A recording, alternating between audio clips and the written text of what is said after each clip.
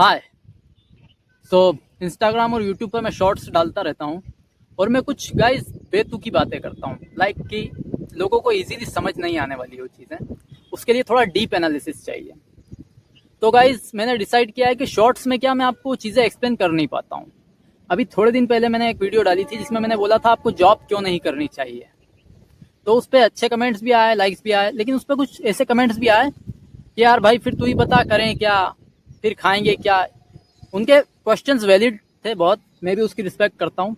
तो मैंने सोचा आज मैं इसको इस वीडियो में थोड़ा सा 3-4 मिनट का बना देंगे इसको, या जो भी शॉर्ट से बड़ा वीडियो बना देंगे लॉन्ग, और मैं आपको गारंटीड बता दूंगा गाइस कि वीडियो एंड होने तक आपके पूरे क्वेश्चंस के आंसर क्लियर कर दूंगा मैं। मैंने ये डाली थी वीडियो कि आपको जॉब नहीं करनी चाहिए, उससे कोई बेनिफिट नहीं होता है। तो मेरे कहने का मतलब ये था कि आप कुछ मत करो। अब लोग बोलेंगे कि यार फिर हमारे सपनों का क्या। फर्स्ट क्वेश्चन तो ये रहता है इंसान का कि हमारे सपनों का क्या, ऐसा वैसा, कि हमारी सपने, हमारी इच्छाएं वगैरह है। बहुत सारे लोग क्या करते हैं, अपनी इच्छाएं दबा करके, जैसे कोई ऑफिस में जॉब कर रहा है, सुबह 8-9 जो भी 10 बजे गया, शाम को 6 बजे तक उसको जो भी मन कर रहा है, किसी का स्विम करने का मन कर रहा है, किसी का कहीं जाने, किसी का वहां बैठने का ही मन नहीं कर रहा है, लेकिन फिर भी मजबूरी में वो अपनी इच्छा को दबा के बैठा है कि नहीं यार छुट्टी होगी उसके बाद देखेंगे, नहीं यार संडे आएगा तब देखेंगे, राइट। मतलब इनडायरेक्टली उसने उसकी इच्छा को तो दबा दिया। सो गाइज ये होती है एक हैबिट कि अगर आप वहां पे अभी अपने प्रेजेंट में अपनी इच्छाओं को दबा सकते हो, तो आप जिन सपनों की बात कर रहे हो ना, वो भी आपकी इच्छाओं का ही पार्ट है। I hope you understand. मतलब जो आप बोल रहे हो कि हमारी सपने हैं कि हमारे ये प्राउड फील कराएंगे घर वालों को, हम ये गाड़ी लेंगे, जब आप अभी इच्छाओं को दबा सकते हो तो तब भी दबा देना, मत करवाना प्राउड फील, मत लेना गाड़ी, क्योंकि आप तो भाई कर ही रहे हो ना, मैं तो आपको लाइव प्रूफ दे रहा हूँ, ठीक है। सेकंड चीज कि डायरेक्ट क्वेश्चन अब इंसान का ये रहता है कि ठीक है ओके वो भी नहीं करना हमें, अब ये छोड़, तू ये बता कि भाई खाएंगे क्या फिर हम जब जॉब ही नहीं करेंगे तो।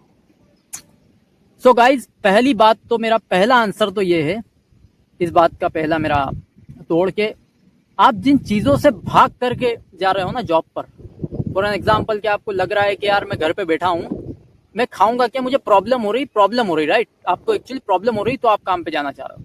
जब आप काम पे जाओगे ना, आपकी प्रॉब्लम 2 टाइम्स हो जाएगी, डबल हो जाएगी। जैसे अपन पहले लेबर से स्टार्ट करते हैं कि अगर आपकी जॉब लेबर की है तो गाइज आपको शायद पता ही होगा कि लेबर की जॉब कितनी टफ रहती है। कई बार तो लाइफ का भी डेंजर रहता है उसमें, कहीं कोई गिर गया, कुछ लग गई, कोई टूल्स की लग गई। मैंने तो ऐसे बहुत लेबर्स को देखा है जो बेचारे जान जोखिम में डाल के काम करते हैं। तो एक तो वो बिल्कुल सिक्योरिटी रीजंस के हिसाब से बिल्कुल सेफ नहीं है वो।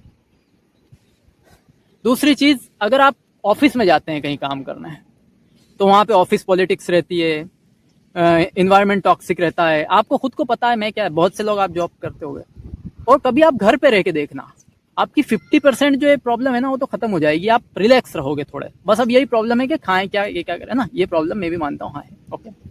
अब बताओ मेरे को कि आपको सबसे पहले इस बात को एक्सेप्ट करना पड़ेगा कि आप कोई ऊपर वाले की देन नहीं हो, आपको पैदा किया गया है, किन्हीं 2 लोगों के द्वारा आपको पैदा किया गया है।